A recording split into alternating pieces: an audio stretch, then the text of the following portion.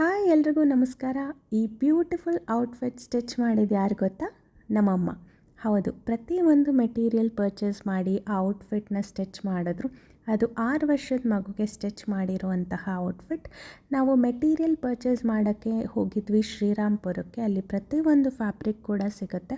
ನಮ್ಮಮ್ಮ ಈ fabric Banaras style fabric ಇಷ್ಟಪಟ್ಟರು.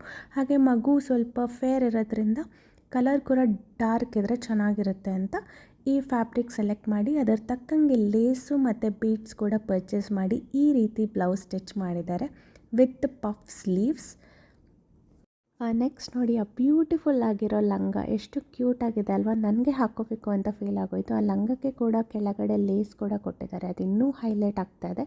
So overall output ಈ ರೀತಿ ಬ್ಯೂಟಿಫುಲ್ಲಾಗಿ ಬಂದಿತ್ತು. ಸೊ ನನಗಂತೂ ತುಂಬ ಇಷ್ಟ ಆಯಿತು. ನಿಮಗೂ ಇಷ್ಟ ಆಗಿದರೆ please do like, share and subscribe. Thank you for watching.